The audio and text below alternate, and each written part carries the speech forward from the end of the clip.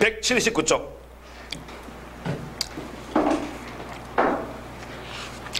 오장인데요 그 앞에 177쪽에 보면 기독교 영성이란, 기독교 영성의 의미 이제 파악할 수 있도록 하겠고, 영성의 핵심, 그 다음에 영성의 목표와 목적, 기독교 영성의 역사. 여기서 4번 역사는 안 합니다. 제가 1, 2, 3을 하고 6장으로 넘어갈 것입니다. 6장은 굉장히 짧습니다. 5장이 반복되기도 하기 때문에 5장 1, 2, 3 할 때 핵심과 목표와 목적, 기독교 영성의 핵심과 목표 2, 3번 할 때 집중하시면 6장은 거저먹기입니다. 좀 양이 많기 때문에 쭉 진행합니다. 우리 치유신학연구원의 좋은 점은, 먼저는 우리 이 교수님 진짜 뭐 그냥 완전히 책을 다 파악을 하셨기 때문에 책을 저희 거의 안 보고 하시죠. 그래서 가끔씩 책을 이제 중요한 부분을 읽으시지만 원어, 특히 사투리가 강하시죠. 사투리가 강하시죠. 성경 원어, 히브리어, 헬라어에 강하시고, 또 정확하게 그것을 본질을 찝어낼 수 있도록 성경 원어에 탁월하십니다. 영어도 탁월하시고 해서 정말 참 반짝반짝하게 도움을 많이 받습니다. 또 우리 원장 목사님은 좀 전에도 여러분 앞에서 말씀하신 것처럼 성령께서 늘 열어주시고, 안 열어주실 때는 그냥 가만히 앉아 계십니다. 안 열어주시니까. 그런데 반짝할 때는 그냥 타자 소리가 막 엄청나게 앞도 뒤도 안 보시고 밥도 안 자시고 그냥 합니다. 주로 저녁은 안 먹습니다. 앉아서 그냥 견과류나 또 이게 몸에 좋은 거, 이렇게 필요한 거를 물 이렇게 해서 하면서 시간을 오직 주님께서 주실 때 그때는 집중하시는 능력이 뛰어나고, 강의하실 때도 보면 본인의 책이긴 하지만 본인이 안 보면 안 된다 할 정도로 성령께서 주신 것이 확실하다 하시면서 요약을 하시고, 그래서 우리에게 굉장히 저자로서의 놀라운 기쁨을 주시지 않습니까? 저는 본문에 충실하자 주의입니다. 왜냐하면 저는 학생의 입장에서 학생들 책을 잘 안 읽거든요.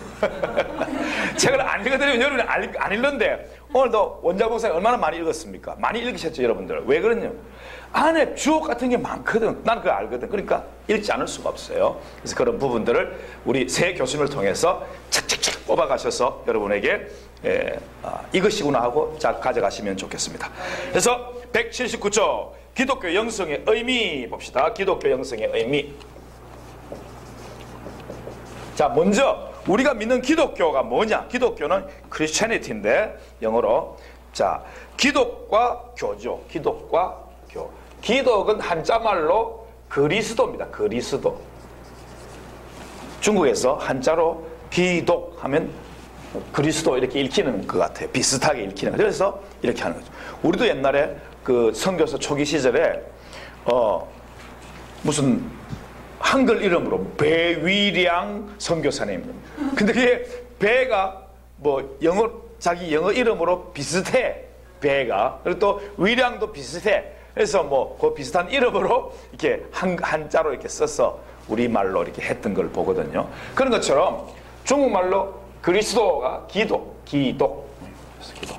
교는 가르침. 그러니까 그리스도의 가르침.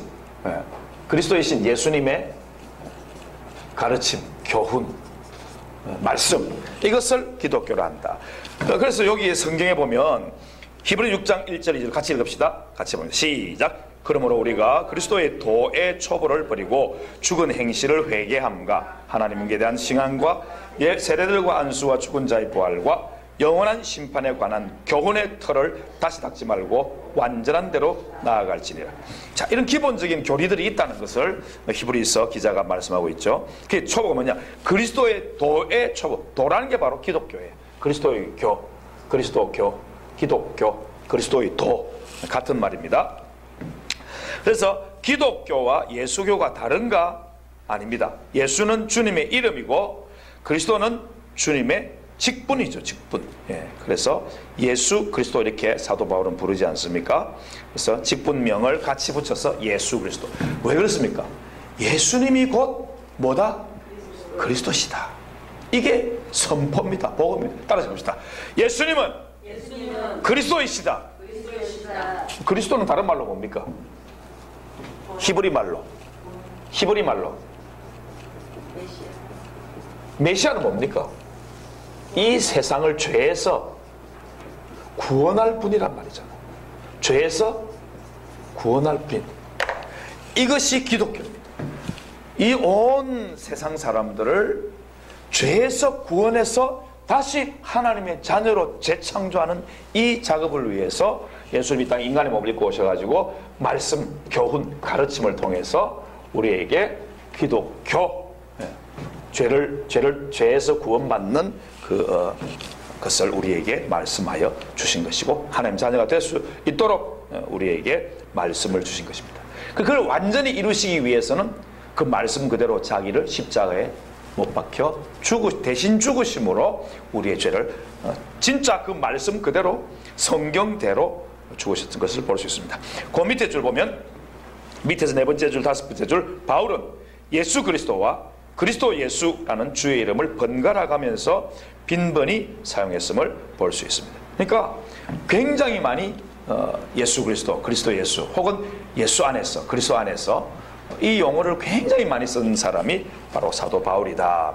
자, 그렇다면 우리도 예수 그리스도, 그리스도 예수, 그리스도 안에서, 예수 안에서 이 말을 막 입에 달고 살아야 된다, 그 말씀. 성경에 있는 것을 자꾸 우리가 말할 줄 알아야 됩니다. 말로 입으로 되낼 줄 알아야 됩니다. 그 다음에 2번 넘어가서 180쪽.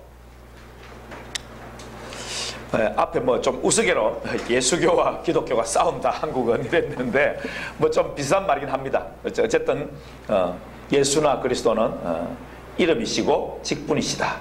근데 같이 붙여서 사용한다. 같은 내용이다 하는 것을 말씀을 했습니다. 자, 네이버 의학사전에서는 예수 그리스도의 무엇과 무엇을 다시 한번 무엇과 무엇을 예수님의 그 인격과 교훈을 중심으로 하는 종교다. 참 파악을 잘한 것 같아요. 그냥 교훈이라 말하지 않고 뭐라고? 인격.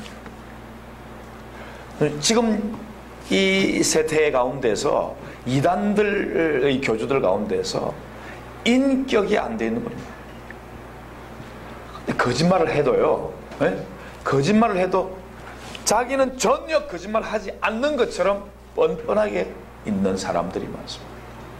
양심이 화이 맞은 거죠.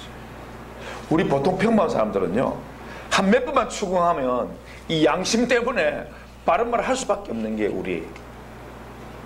근데 이 교주들 가운데서는요, 진짜 양심이 화 맞아서, 정말 특히 이단들 가운데서 이 성적인 그런 모든 것에 대해서 교훈이 엄청나답니다.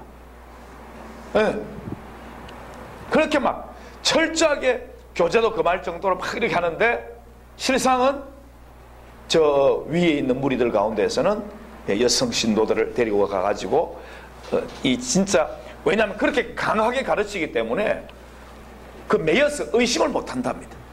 이게 이단들의 모습입니다. 그런 모습도 있다는 걸 아시고 말씀대로 가르치면서 자신의 부족을 알고 늘 자기를 오픈할 수 있는 사람, 이 사람들이 진정한 지도자다 이렇게 생각하셔야 돼요. 연약함을 자기가 한계를 알아야 돼요, 인간으로서. 자, 그 다음에 계속되는데 천지 만물을 창조한 유일신을 섬기고 그 독생자 하나님이신 예수 그리스도를 구세주로 믿는다. 줄 꺼놓으시면 되겠습니다. 이게 바로 기독교다.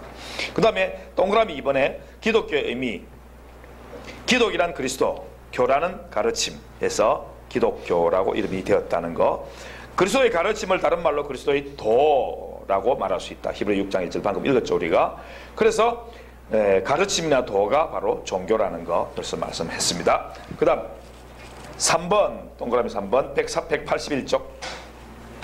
자, 좀 전에 말씀드렸습니다. 참된 기독교와 거짓 기독교를 구별을 할 줄 알아야 되는데 거짓 기독교는 기독교 이단 종파를 말하는데 결국은 신앙 고백의 문제입니다.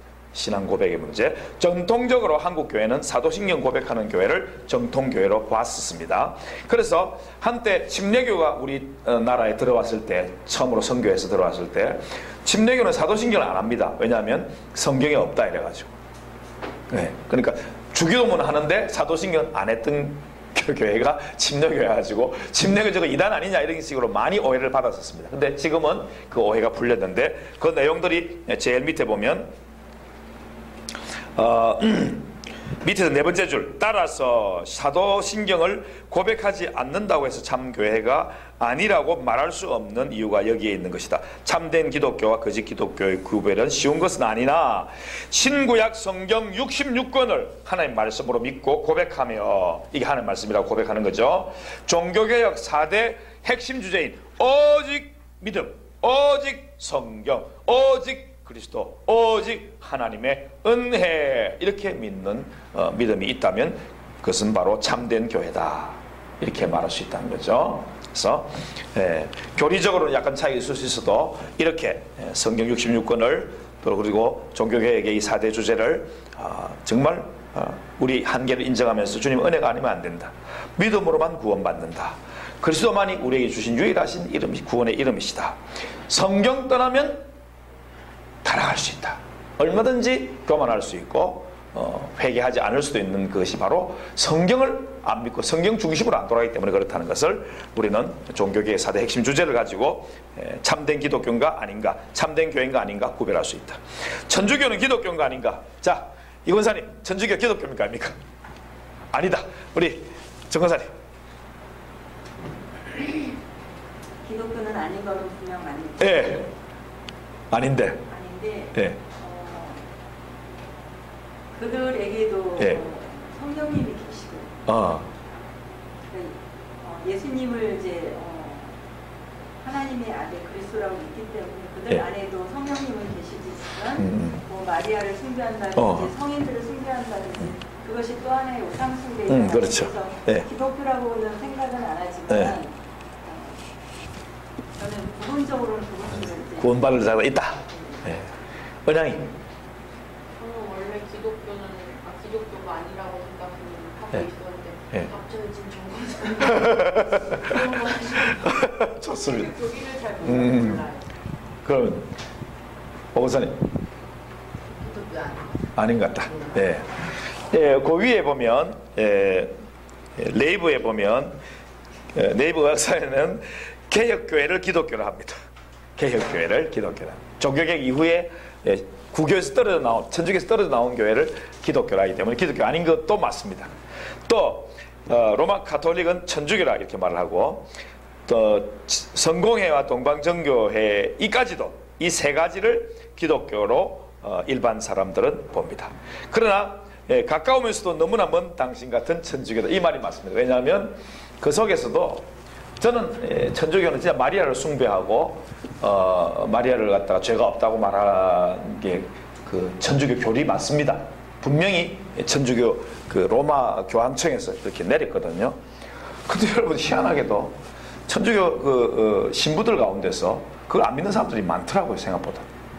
그렇게 가르침을 받은 사람들은 제가 직접 대화를 해봤는데 여러분들은 마리아를 숭배하지 않느냐니까.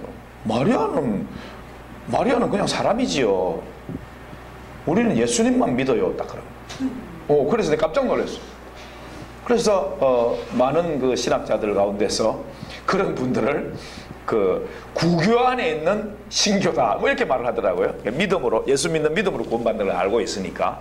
그런 경우에서 가까우면서도 너무나 먼 당신 같은 그게 바로 천주교다. 그 안에서도 성령 사역하시는 분들이 계시다. 그럼요. 그럼요. 그래서 우리가 섣불리 판단하는 것은 자제하는 게 좋겠고, 그러나 정말 잘못된 부분들이 너무 많기 때문에 그들도 빨리 참된 믿음의 종교를 믿어요. 그러니까 그리스도의 교훈이에요. 사실은 다른 거 없습니다. 예수 그리스도의 교훈, 가르침, 이걸 따라야 되는 거죠. 그러니까 성경 중심으로 돌아와야 된다는 것을 말씀하고 있습니다. 자, 기독교 영성이란 우리가 첫 번째, 두 번째 배운, 세 번째 배운 거 있죠. 첫 번째 뭡니까? 영적 본성. 영적 본성으로서의 영성. 자, 영적 본성. 영적 본성으로서의 기독교 영성. 두 번째는 삶의 전체상으로서 영적인 그 삶이 본성이 나타나게 삶의 전체적인 모습으로서의 영성을 말했고, 세 번째로는 추구하는 하나님을, 영이신 하나님을 추구하는, 또 예수님을 추구하는 그런 영성이 있다 그랬습니다. 넓은 의미로. 근데 이것을 가장 간단하게 설명해 주는 게 뭐라고 그랬죠? 지난주에 또 말씀했고 계속해서 말씀하고 있는데, 영이신 하나님을 주관하는 의미에서 예, 이 그림을 보라 그랬죠? 첫 번째 뭐라 했어요? 출발점. 그다음 과정이 있고, 그다음 목표점이 있다고 그랬죠. 영성을 볼 때, 자, 얘 자연인이에요, 자연인. 예수를 믿지 않아요, 이때는. 그러니까 출발점 아래단 말이에요. 예수를 나의 구주, 나의 하나님을 믿고 그렇게 모시고 영접하고 사는 사람들은 이미 영성이 시작되는데, 그때부터 우리 속에 자연인의 성령이 계신 게 아니라 뭐가 계신다? 성령께서 우리 속에 영적 본성을 살리신 거지. 그러니까 이제 영적 본성이 깨어난 거예요. 그래서 이게 출발점이에요. 영접하는 이 순간부터가 영적 본성의 출발점이죠. 그리고 이 삶 가운데에서 우리는 삶의 전체적인 모습으로서 영적인 그 본성이 조금씩 드러나는데, 자, 처음 믿고 영접했는 데는 전도에는 정말 좋아요. 열심히 전도해, 막 자기가 믿어가 좋아가지고. 근데 또 다른 부분은 또 약해. 그래서 점점 이 영성이 쭉 자라고 성장하는 모습들을 볼 수 있는 거죠. 그리고 무슨 물통을 생각하면 나무를 이렇게 탁탁 댔는데 어떤 부분은 좀 강하고 어떤 부분은 좀 약한 부분도 있어. 영성 이런 부분이란 말이죠. 근데 이게 조금씩 채워져 나가는 거죠. 그럼 영성이 이제 물이 조금씩 차 올라가듯이 이렇게 올라가는 거죠. 그래서 가득 채울 수 있는 거죠. 그래서 목표점에는 예수님을 닮는 거죠. 예수님 본받는 거죠. 이렇게 목표점이 있다. 이때는 벌써 이미 우리의 생명이 다하는 그 순간이 아니겠느냐, 이렇게 볼 수 있는 것이죠. 그래서 이 세 가지 기독교 영성을 우리가 정의를 했는데, 그래서 이 첫째 인간의 영적 본성으로서 영성 개념을 좁은 의미의 기독교 영성이라고 하자. 이쪽 밑에 1번 가로 1번 있죠. 그럼 두 번째, 영적인 삶의 전체상으로서 내 영적 본성이 이제 삶으로 드러나는 그것으로서 영성은 넓은 의미, 광의의 영성 개념이라고 하자. 183쪽에 나오죠. 그 다음에 세 번째, 영이신 하나님을 추구하는, 예수님을 추구하는 의미에서 영성 개념은 뭐냐 하면, 그것은 뒤에 넘어가면 3번으로 신자의 신앙 목표와 관계된 영성이라고 볼 수 있는 것이죠. 그래서 좁은 의미에서 영성 개념, 이것은 183쪽 굵은 글씨 있죠? 그렇다면, 같이 읽어봅시다. 시작. 그렇다면 좁은 의미의 기독교 영성이란 거듭난 그리스도인 개인이 하나님 말씀과 성령 안에서 처음으로 갖게 되는 영적인 상태를 말한다.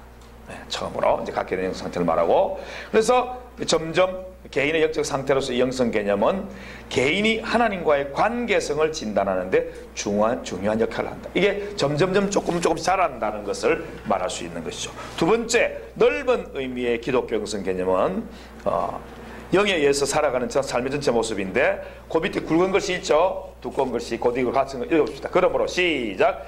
그러므로 그리스도인들이 그리스도의 영, 성령의 인도와 그 말씀을 믿음으로 살아가는 삶의 전체 모습이 바로 기독교 영성이다. 그래서 이제는 기독교 영성 개념이 성도 개인의 영성뿐만 아니라 그리스도의 몸된 교회 전체를 아우르는 하나의 영성 개념으로 점점점 발전되어야 되는 것을 말씀하고 있습니다. 그럴 때 넘어가서 184쪽에 보면 그 안에는 구속자인 주님도 하나님의 말씀으로 함께 계시고, 교회를 진리의 말씀으로 하나가 되게 하시는 성령님도 그 안에 계셔서 교회와 성도 개인을 통해서 세상의 그리스도의 영성을 드러내시는 것이다. 이게 바로 넓은 의미에서 광의의 기독교 영성이라고 본다면 성도가 자기 밖으로 드러나는 영성, 이건 세상과 접해 있는 것입니다. 교회가 세상과 접해 있는 모습을 말하는 거죠. 그러니까 개인만 아니라, 개인도 포함되지만 교회 전체의 영성을 말할 수밖에 없는 것이죠. 그래서 한국 교회 영성 이럴 때 우리가 같이 회개해야 되는 이유도 거기에 있습니다. 예. 너무 우리가 세상의 물질적인 관점에 사로잡혀가지고 교회를 운영하고 이럴 때에는 세상에 욕을 먹게 돼 있는 것이죠. 그래서 그때 영성을 새롭게 해야지 우리 교회가 새로워질 수 있는 거죠. 영성을 새롭게 해야 되는 거죠. 그 다음에 3번, 신자의 신앙 목표와 관계된 영성 개념은 결국에는 거룩함입니다. 거룩함. 왜냐하면 하나님의 모든 백성의 의무와 지향해야 할 목표는 바로 하나님이 거룩하니 너희도 거룩하라는 그 말씀 그대로 하나님의 거룩하심과 같이 주의 백성도 거룩하게 살기를 원하시는 주님의 뜻을 따르는 것이기 때문에 그렇습니다. 거룩이라는 건 히브리로 분리, 구별을 말씀하기 때문에 그 밑에 줄, 하나님의 백성들이 하나님께 예배드리고 섬기기 위해서 세속적인 것으로부터 자신을 분리하고 구별하는 것을 뜻합니다. 그래서 그렇게 되기 위해서는 애굽으로부터 불러내서 하나님의 거룩한 소유로 삼고 이제 가나안 땅에 들어갈 때 가나안의 7족속을 다 벌하고 죽이고 거기에 새로운 나라, 하나님의 제사장 나라를 건설하게 했던 것은, 거룩한 것은 이 세상의 세속적인 것과 구별되지 않으면, 죄와 구별되지 않으면 절대로 하나님을 제대로 섬기지 못하기 때문에 그렇습니다. 그래서 우리가 하나님의 거룩한 성품을 담기를 원한다면 사도 바울의 그 맨 밑에 줄, 사도 바울은 더 구체적인 용어로 하나님의 형상 혹은 그리스도의 형상으로 표현해서 그걸 닮아야 된단 말이죠. 그래서 성경 구절 가로고 밑에 보면 이런 의미에서 기독교에서 하나님의 참 형상이신 예수 그리스도를 지향 따르기를 바라죠. 그분을 추구합니다. 이런 면에서 줄 끊으시기 바랍니다. 이 고딕으로 해야 되는데 좀 이렇게 그냥 그렇게 있죠. 이런 면에서 기독교 영성은 그리스도의 형상을 닮아가기 위하여, 성화되기 위하여 노력하며 추구하는 과정이라고 말할 수 있다. 그렇기 때문에 하나님 형상 회복이 영성 회복이고, 하나님의 영성 회복을 위한 노력을 영성 수련이라고 세상에서 지금 말을 많이 합니다. 영성가들은 굉장히 말 많이 합니다. 영성 수련.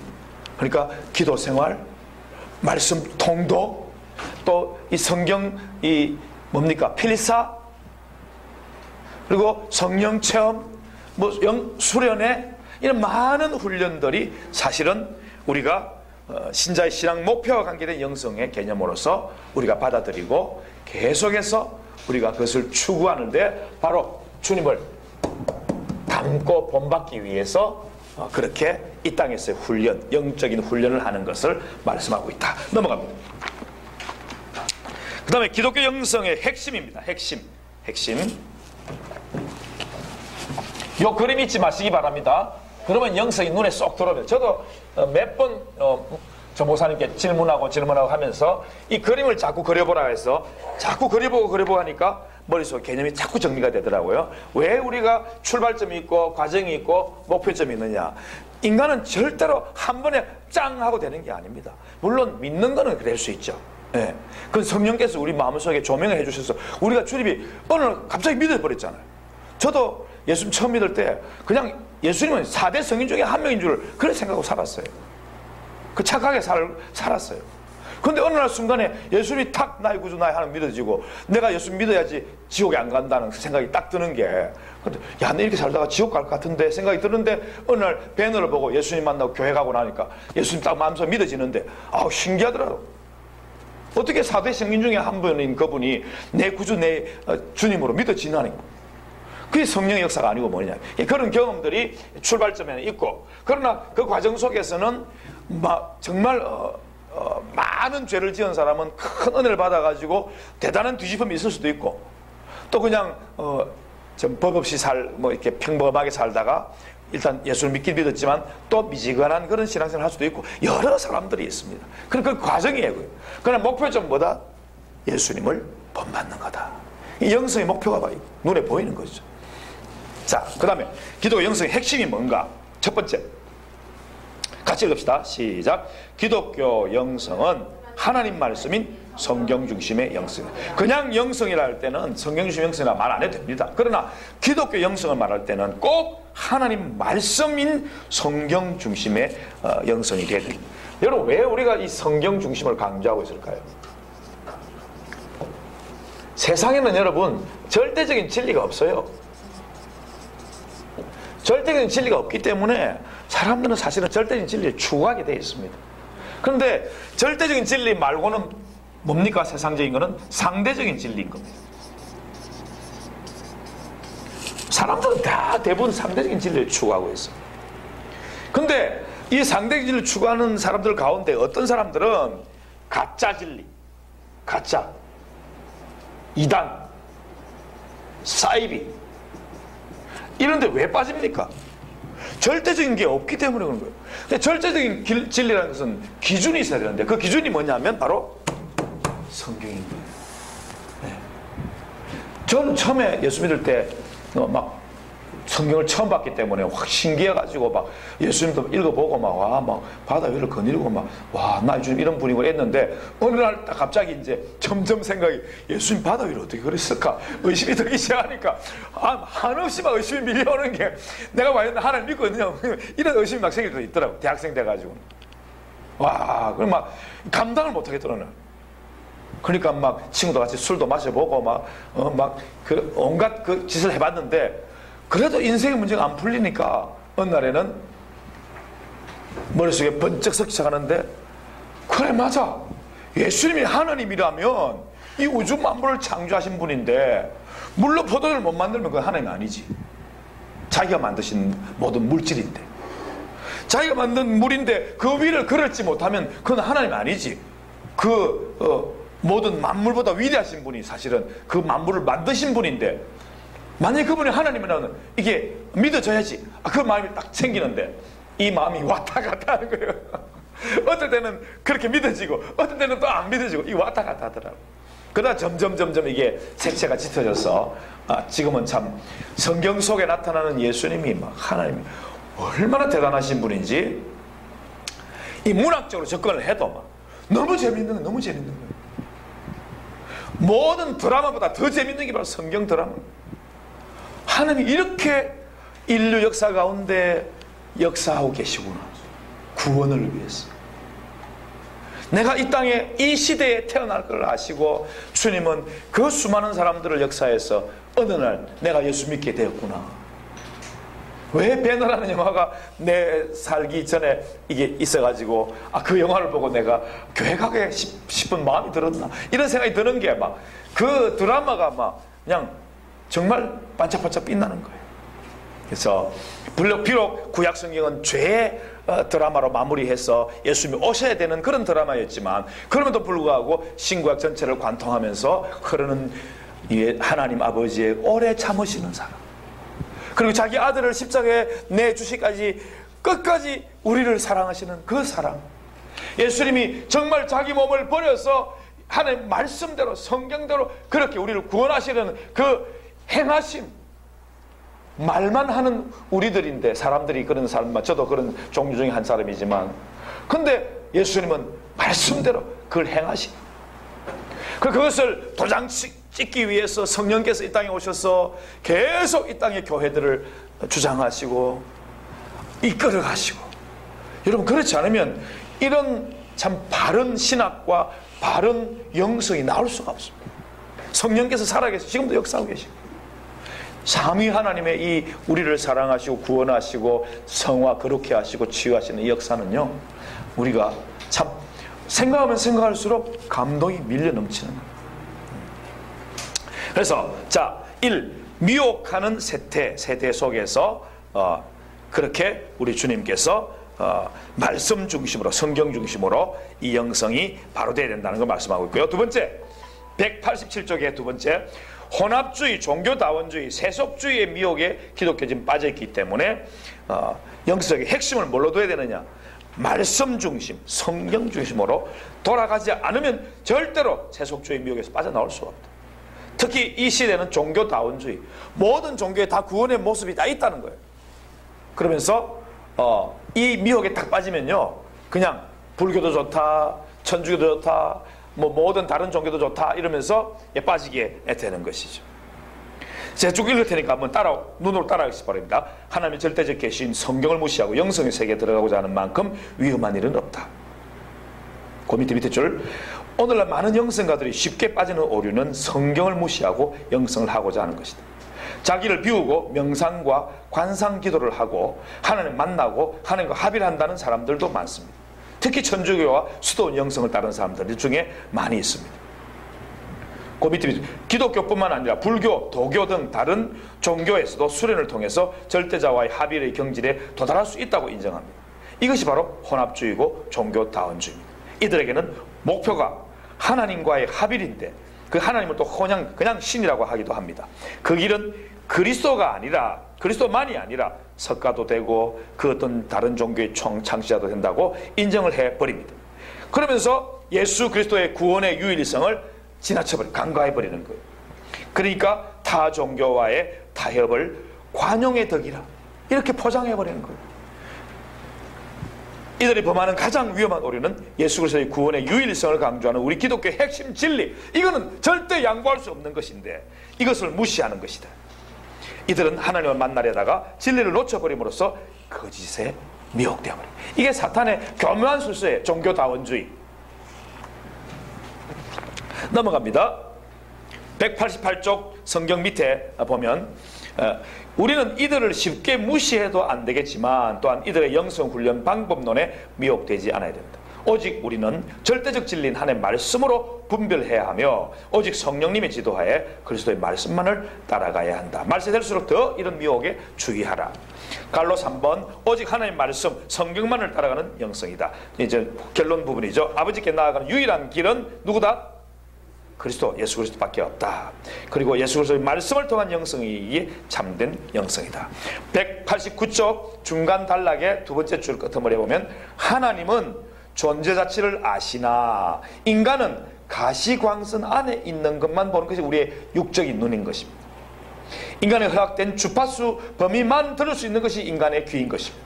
이것이 인간의 한계인 것입니다. 그래서 내가 보고 듣는 것만 전부라고 생각하면 사실은 오류에 빠지고 자칫 미혹하는 영에게 속기 십상입니다. 그리하여 하나님은 우리에게 영원히 변하지 않는 것, 모든 세대의 주의 백성들에게 변함없는 규정으로서 성경을 우리에게 주셨다. 그러므로 우리는 인식에 있어서 한계 내의 존재이지만 생각하는 것은요, 하나님의 말씀이신 그리스도를 통하면 변함없는 절대 진리, 생명이신 하나님께 나가서 우리를 사랑하신 하나님을 만날 수 있다. 인격적으로 만나기만 하는 것이 아니라 아버지 안에서 기뻐하고 즐거워하고 영생을 풍성히 누릴 수 있게 된다. 주님께 영을 공급받기 때문에 그렇다.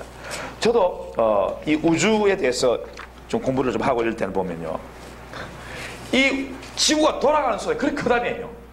우리가 못 들어서 그렇지.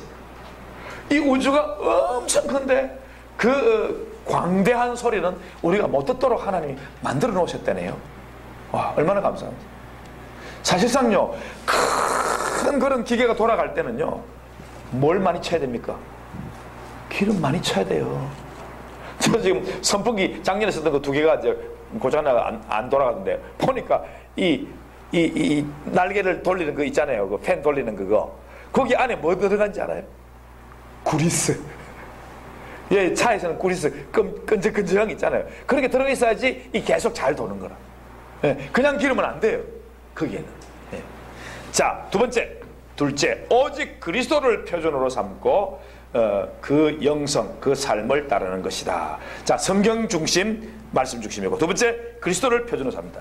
그리스도를 표준으로 산다면 뒤에도 나옵니다만은 자기 부인의 삶이라고 써놓으세요. 표준 그 밑에다가 자기 부인의 삶이라고 써요. 예수님은 자기를 부인하는 삶을 사셨어요. 하나님이신데도 불구하고 그 삶을 우리에게 모범으로 보여주셨어요. 그 영성을 따르는 것입니다.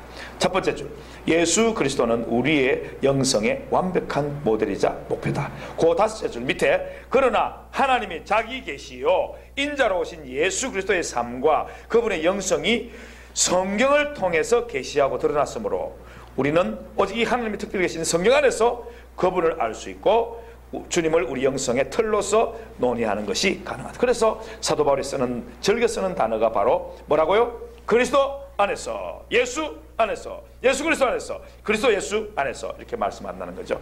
다 같이 따라해 봅시다. 그리스도 안에서, 예수 안에서, 예수 그리스도 안에서, 그리스도 예수 안에서 나는 자유하다. 나는 평화를 얻었다. 주님과 화목하다.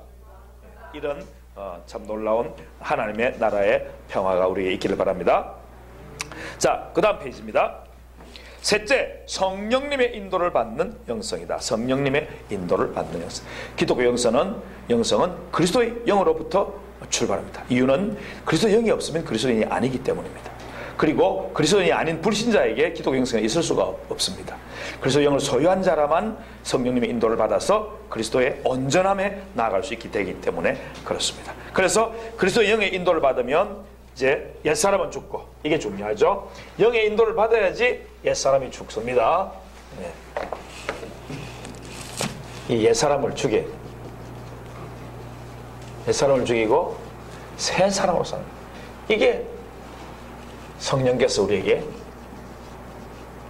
주시는 영성이에요. 영성.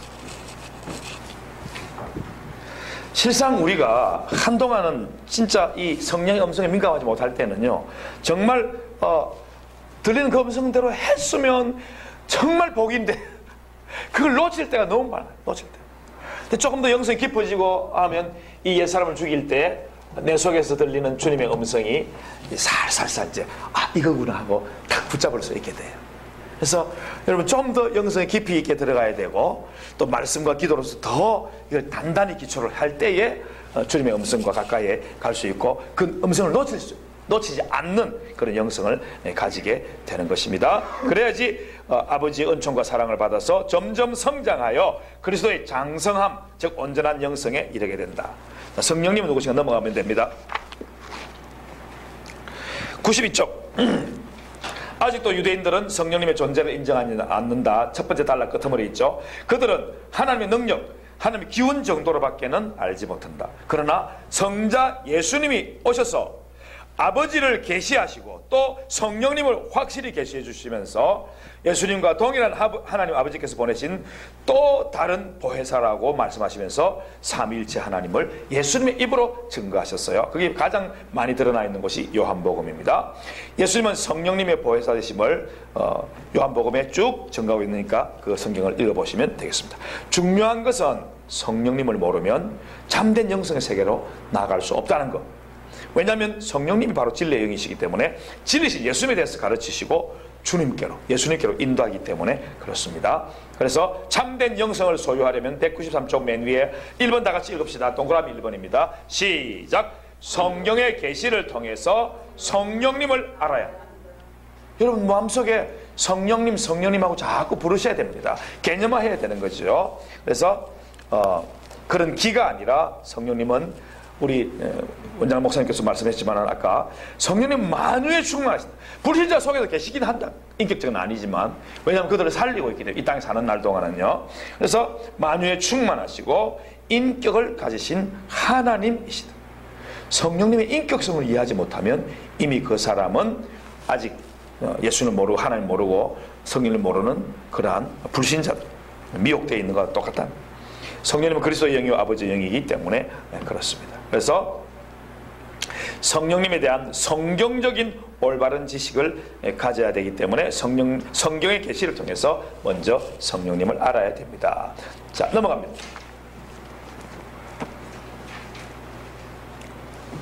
자, 194쪽에 보면 참된 영성의 세계에 들어가기 위해서 우리는 그리스도를 먼저 알고 다음에는 주님이 가르쳐주신 성령님에 대해서 지식을 갖는 게 너무 성경을 통해서요. 사도 바울은 에베소 성도들에게 하나님 말씀으로 먼저 길을 내고 그 다음에 성령 부어주시기를 기도를 했음을 발견할 수 있습니다. 두 번째 동그라미, 성령님을 경험적으로 알아야 한다. 실제화해야 된다. 왜냐하면 성령님은 사람 육안으로 볼 수 없지만 그 역사를 우리는 몸소 느끼고 체험할 수 있기 때문에 그렇습니다. 하나님 아버지와 성자 예수님이 성령님을 통해서 우리에게 나타나실 때 우리는 그 성령을 체험함으로써 하나님을 경험하게 되는 것이죠. 그래서 영성이 내면화 혹은 실제화 되는 것이죠. 점점 더 우리가 지금 이 영성을 배우면서 점점 더 깊이 영성이 내면화되는 것을 느낄 수가 있을 것입니다. 저도 작년하고 올해하고 더 확실하게 지금 달라지는 것을 느낄 수가 있습니다. 그때는 그냥 쉽게 그냥 그렇구나 하고 넘어갔는데 이제는 자꾸 질문이 나와요. 그래서 자꾸 이제 우리 원장 목사님께 시간 날 때마다 질문도 하고 이러면서 이 영성이 자꾸만 성령은 이런 분이구나. 또 오늘 또 원장 목사님 앞에서 강의할 때도 저도 같이 더 이렇게 그렇구나 하고 충만하게 받아들이는 것을 느낄 수 있는 실제가 되고 있는 것이죠. 큰 3번 가로 3번 참된 기독교 영성은 무엇과 무엇으로 이루어진다? 말씀과 성령으로 이루어진다. 참된 기독교 영성의 길은 말씀과 성령 안에서만 될 수 있다. 넘어가서 넷째, 기독교 영성은 뭐다? 공동체 영성이다. 공동체 영성 옆에다가 이렇게 쓰시기 바랍니다. 지체의 영성이다. 공동체 영성이다. 지체의 영성이다. 같은 말입니다. 지체들이 합해야지 공동체가 되기 때문에 그것은 이제 9장에 들어가면 더 자세히 배우게 됩니다. 그때 또 다시 하기로 하고요. 그 다음에 5번째, 기독교 영성은 종말론적인 영성이다. 종말론적인 영성이다. 이것도 나중에 우리 6장에 들어가면 또 공부할 수 있기 때문에 넘어가도록 하겠습니다. 자, 공동체 영성, 종말론적 영성. 반복하니까 걱정 마시고 넘어갑시다. 3번, 기독교 영성의 목표와 목적. 이것은 사실은 우리 치유신학 할 때하고 똑같습니다. 똑같은데 이제 기독교 영성이라는 제목으로 들어갑니다. 성경을 같이 한번 읽어봅니다. 히브리서 6장 1절 2절 한 번 더 읽습니다. 시작. 그러므로 우리가 그리스도의 도의 초보를 버리고 죽은 행실을 회개함과 하나님께 대한 신앙과 세례들과 안수와 죽은 자의 부활과 영원한 심판에 관한 교훈의 틀을 다시 닫지 말고 완전한 대로 나아갈지니라. 이 그리스도의 도 완전한 대로 나아가라고 그랬는데 그 다음에 197쪽 그 위에 있는 성경 구절부터 먼저 두 개 다 읽습니다. 이 비밀은 만세와 만대로부터 감추어졌던 것인데 이제는 그의 성도들에게 나타났다. 비밀이 예수 그리스도인데 같이 읽읍시다. 골로새 1장 27절 시작. 하나님이 그들로 하여금 이 비밀의 영광이 이방인 가운데 얼마나 풍성한지를 알게 하려 하심이라. 이 비밀은 너희 안에 계신 그리스도시니 곧 영광의 소망. 주께서 성령을 우리에게 안에 계시면서 그리스도가 함께 계시는 걸로 우리에게 말씀하고 있는 것을 볼 수 있습니다. 그분이 바로 영광의 소망이기 때문에 우리에게 아까도 정 목사님 영광 계속 말씀하셨잖아요. 영광, 영생. 그것이 바로 소망으로 다가올 수 있는 것. 이 땅에서도 영광을 바라보면서 주님의 영광을 바라보면서 살 수 있는 것은 바로 주님이 이 영광을 통해서 우리에게 보여주시는 것이다. 그 다음에 그 밑에 단락 보면 성도가 궁극적으로 나아가야 할 그 완전함은 설명입니다. 만세와 만대로부터 감추어졌던 하나님의 비밀인 예수 그리스도임을 알 수 있다. 우리는 지금 신과 성령을 그래도 그나마 통독도 하고 알기도 하기 때문에 받아들이는데 이게 쉽지 않은 거거든요. 그래서 우리는 그 비밀을 아는데 아직도 그걸 모르는 사람들이 너무나 많이 있죠. 이것을 증거하는 것이 기독교 교회의 그 한 부분입니다. 나중에 또 나옵니다. 이것도 예수 그리스도는 모든 그리스도인의 영광의 소망이시다. 우리 기독교 영성의 목표 지점 바로 하나님의 비밀이신 예수 그리스도. 그래서 예수 그리스도의 장성한 분량이 충만한 데까지 이르러야 한다고 하는데 이것이 바로 기독교 영성의 목표입니다. 목표는 바로 예수님의 충만한 데까지, 장성한 분량이 충만한 데까지 이르는 것이다. 기독교 영성의 목적 넘어갑니다. 198조 영성 회복의 정도만큼 즉 그리스도의 성품 즉 온전함을 닮은 만큼 하나님과 친밀하게 될 것이고 하나님 기뻐하고 즐거워하는 삶을 살게 됩니다. 그러니까 아까도 제가 그림을 그렸지만은 이 단계를 보면서 그림을 보면서 자 출발점이 있고 우리 과정이 있고요. 그다음에 목표점이 있다고 그랬습니다. 그러니까 이 과정 속에서 얼마나 우리가 영성훈련, 하나님을 추구하고 예수 그리스도의 삶을 담기 위해 추구하면서 점점점 이 목표점, 예수님, 우리 하나님의 형상이죠. 우리 눈에 보이는 것이고 성령의 말씀, 성경의 말씀하신 거기 때문에 이 출발부터 출발해가지고 이 우리의 삶 가운데서 목표 지점인 예수 그리스도를 바라보면서 나아가는.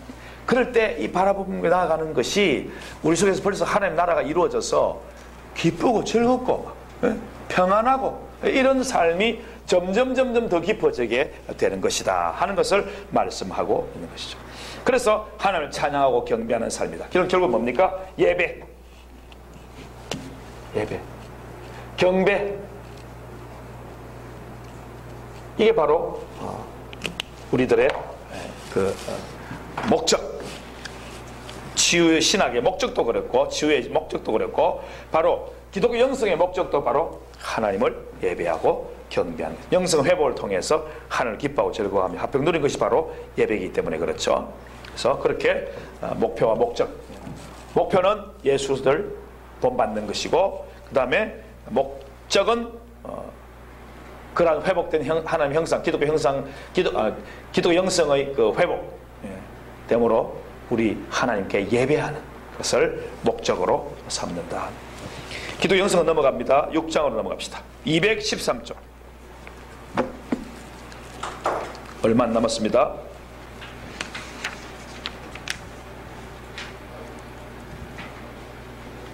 그래서 아까도 있는 것처럼 그 맨 밑에 단락 그 내용을 정리해 본다면, 조금 전에 방금 한 건데, 기독교의 치유 목표는 단적으로 말해서 하나님의 형상 회복입니다. 이걸 또 기독교 영성의 목표로 삼아도 예수 그리스도, 즉 하나님 형상 회복인 예수 그리스도를 담는 것이라, 주님을 본받는 것이다. 즉 인간 안에 깨어진 하나님의 형상을 치유 사역을 통해서 회복하는 것이고, 본래 우리가 하나님의 형상대로 지음받았나 이 죄 때문에 형상이 파괴되었다는 것에 우리가 회복이 있는 것이죠. 이 파괴된 하나님의 형상을 인간 스스로 힘으로는 결코 고치거나 회복할 수 없는 운명에 놓여 있는데, 하나님이 창조주 하나님께서 친히 이 땅에 오셔서 사람의 몸을 입고 오셔서 하나님 형상 파괴의 주 원인인 죄를 십자가의 구속을 통해서 제거하셨다. 계속 지금 원장 목사님도 저도 강조하고 있는 부분이 바로 이 부분이죠. 그래서 치유의 목표는 바로 하나님 형상 회복이다. 예수님 본받는 것이다. 그 밑에 성경 구절 바로 위에 보면, 평강의 하나님 그 위에 보면 우리 기독교 영성은 영혼육의 균형을 강조하고 있음을 잊지 말아라. 영혼육이 다 중요하다. 어느 하나를 이렇게 외면시하지 않는다 하는 것을 이제 말씀하고 있습니다. 215쪽입니다. 215쪽 제일 위에 우리 치유 신학에서 치유 행위의 목적이 치유받는 내담자에게 있으면 안 된다. 우리가 치유를 하고 할 때 상담자와 내담자가 너무 내담자에 치중하면 안 된다고 하고 있습니다. 이 참 놀랍죠. 원래는 사실 내담자에 치중하는 것이 이 땅의 상담의 기본입니다. 그런데도 우리는 그렇지 않죠. 왜냐하면 치유의 목적이 누구에 있어야 되기 때문에 하나님께 있어야 됩니다. 그렇지 않고 목적을 사람에게 맞추면 치유의 목표가 이루어졌다 할지라도 결국은 그것은 바벨탑을 쌓는 결과밖에는 안 된다. 그러므로 치유사의 목표는 하나님의 형상 회복이고, 이 목표 달성이 내담자와 치유사역자 모두를 오직 하나님께 경배, 예배, 하나님께 영광을 돌리게 한다는 목적의식이 분명할 때에 우리는 거기서 벗어나지 않을 수 있다. 이 말씀하고 있습니다. 제 마지막 그 소절에 보면 맨 밑에서 넷째 줄 끝에 보면, 이런 면에서 보면 기독교 영성 그 범위가 치유의 목표와 목적 이 두 가지를 다 포함하는 것을 알 수 있다. 영성 회복이 곧 하나님 형상 회복이요, 또 하나님의 영광, 하나님께 예배드리고 영광을 돌려드리는 것 같이 때문에 결국에는 다 포함하고 있는 것을, 기독교 영성이 포함하고 있는 것을 볼 수 있습니다. 넘어갑니다. 치유 목표로서의 영성 회복 216쪽.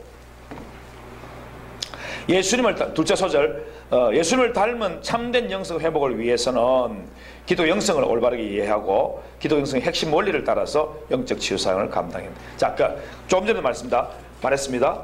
영적 치유 사역을 감당할 때 그 핵심 원리, 기독 영성의 핵심 원리, 5대 핵심 원리가 있습니다. 공부했던 겁니다. 조금 전에 4장에서. 자, 5장인가요? 5장에서 공부한 건데, 자, 첫 번째 5대 핵심 원리, 이거는 큰 소리 읽어야 됩니다. 첫째, 시작. 기독교 영성은 하나님 말씀인 성경 중심의 원리다. 그래야지 세속주의, 율법주의, 종교자원주의 이런 곳에 빠지지 않는다. 이단에 빠지지 않는다. 둘째 가시 있습니다. 시작. 기독교 영성은 오직 그리스도를 따르는 것이다. 그리스도는 무슨 삶을 살았다고요? 자기를 부인하는 삶을 살았다. 그리스도를 따르지 않으면 우리는 결국에는 교만일 수밖에 없다. 그리스도를 따르는 것이다. 그다음 셋째, 기독교 영성은 누구의 인도를 받는다? 성령님의 인도를 받는다. 넷째, 기독교 영성은 무슨 영성이다?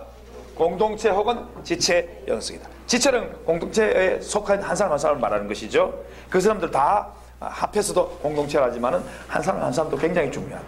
우리 하나님도 우리 오건사님, 은양이 또 정원사님, 이건사님 다 중요하다. 한 분 한 분이 우리 삼기생의 영성으로서의 기독교 영성 가진 분으로서 중요하다는 겁니다. 우리 교수님만 그런 게 아니라 공동체로서의 영성이다. 왜냐하면 성령 안에서 하나됨으로 교회가 한 몸을 이루고 또 우리 하나님이 한 몸을 이루기 때문에 그렇습니다. 물론 이 무형교회, 영적인 무형교회 안에서 우리가 다 하나이긴 하지만 말이죠. 다섯째, 시작. 기독교 영성은 종말론적 영성이다. 다시 한번 첫째부터 기독교 영성은 제가 하면 여러분들은 더 뒤에 걸 읽으시기 바랍니다. 첫째, 기독교 영성은 성경 중심의 영성이다. 둘째, 기독교 영성은 오직 그리스도를 따르는 것이다. 셋째, 기독교 영성은 성령의 인도를 받는 영성. 넷째, 기독교 영성은 공동체 영성이다. 다섯째, 기독교 영성은 종말론적인 영성이다. 신부의 영성이다. 다른 말 좀 뒤에 나오기 때문에 또 넘어가겠습니다. 자, 신자와 사역자의 영성. 신약시대 그리스도를 믿음으로 영생을 얻는 모든 그리스도인들은 구속받은 하나님의 자녀, 새 창조, 재창조가 되어서 하나님 자녀가 된 것이죠. 성령 받은 왕이요, 제사장이요, 선지자다. 베드로 2장 9절 있죠. 전서. 그래서 모든 신자는 그리스도께서 하신 사중사역 따라하십시다. 전도, 양육, 치유, 속죄. 속죄는 우리 용서라고 하는데 이 네 가지 사역을 감당해야 되는데 그중 이 사중사역은 사도적인 사명에서 우리 교회의 사명이에요. 이 사명을 감당하기 위해서 평신도 사역자와 또 사역자와 평신도와 이 차이가 없어요. 그래서 예수님을 닮은 영성을 누구나 가져야 하면 말할 필요가 없지만 그럼에도 불구하고 신자의 영성과 사역자의 영성 사이에는 직능상의 구분은 있어야 되겠다. 신분상의 차이는 없지만 다 구원받은 하나님 자녀로서 신분상의 차이는 없지만 직능상의 구분이 있습니다. 그 이유는 사역자는 신자된 그리스도인들을 영성 회복을 위해서 일하는 사람들이기 때문에 그렇습니다. 그래서 그 밑에 줄 사역자들은 하고 한 발 앞서서 하고 그 밑에 즉 치유를 통해서 줄 것이 바랍니다. 즉 치유를 통해서 영성이 회복된 자로서 신자들에게 참된 그리스도의 영성을 보여줘야 할 것이다. 또한 신자들의 영성 회복을 위해서 자신의 사역에 충성을 다해야 돼. 이렇게 모범을 보인 사람이 누구라고요? 사도 바울이다. 성도의 영성 회복을 위한 사도 바울의 사역 정신이 잘 나타나 있는 이 말씀이 바로 두 구절에 읽어야 됩니다. 성경 시작. 하나님이 그들로 하여금 이 비밀의 영광이 이방인 가운데 얼마나 풍성한지를 알게 하려 하심이라.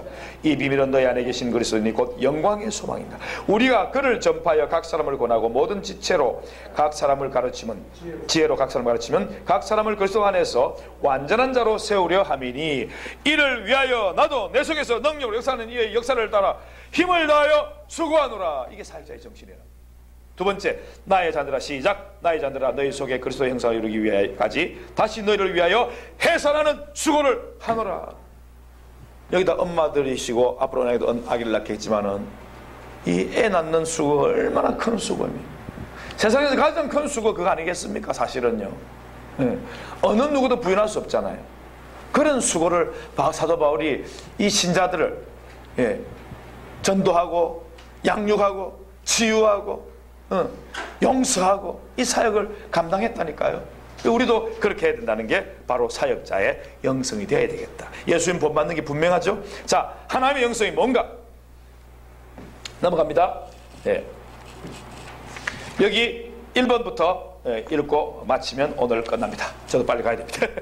미안합니다. 1번 219쪽 시작. 하나님의 영성의 궁극적인 목표는 그리스도의 영성이다. 방금 배웠던 거 말이죠. 자기 부인의 삶을 말합니다. 두 번째, 하나님의 영성 시작. 하나님의 영성은 어떤 특정한 개인의 영성이 아니라 하나님 공동체의 영성이다. 즉 협회와 연구원의 주요 핵심 지체들을 중심으로 하는 영성이지만 함께하는 모든 지체들의 영성이 통합되어 나타나는 영성입니다.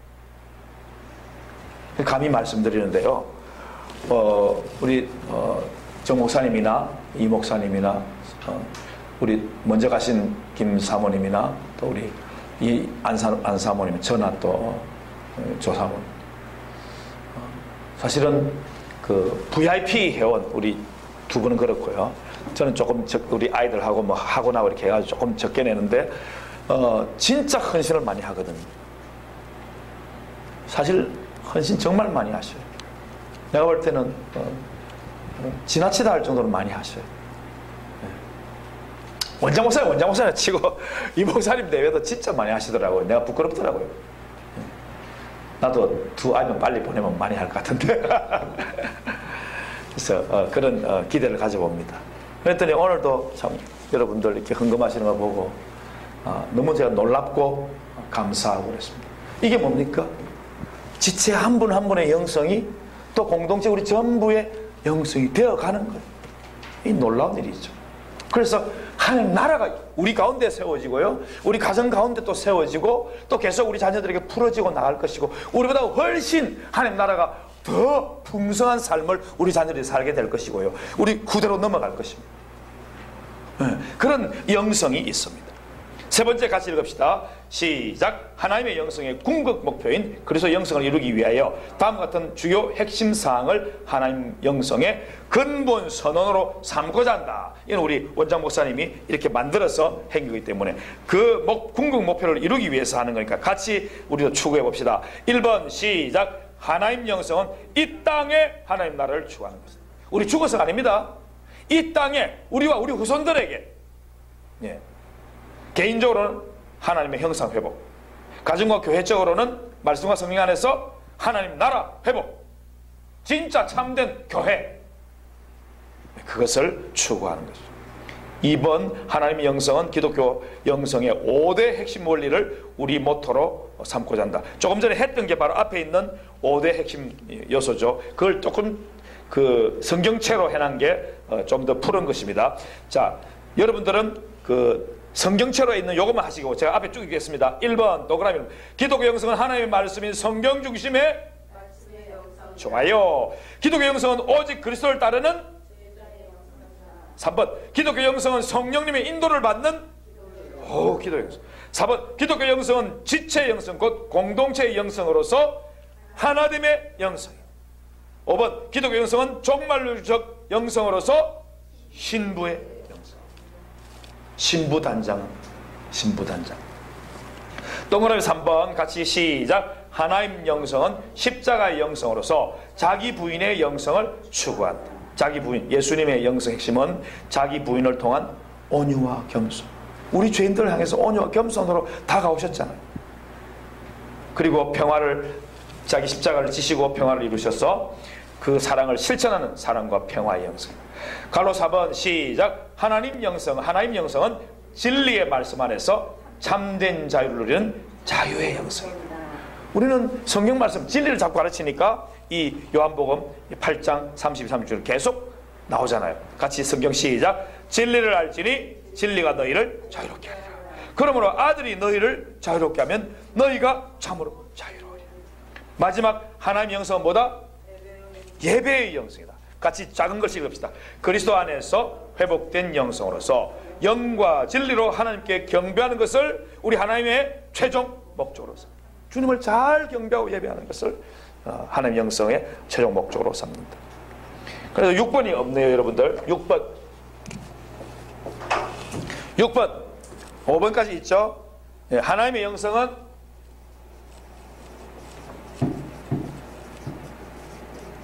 뭐 영성이다?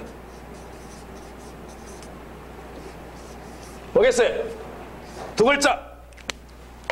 이거 뭐라 우리 저는 못해. 우리 신학교 이름처럼 맞아요. 바로 그거예요. 치유 영성.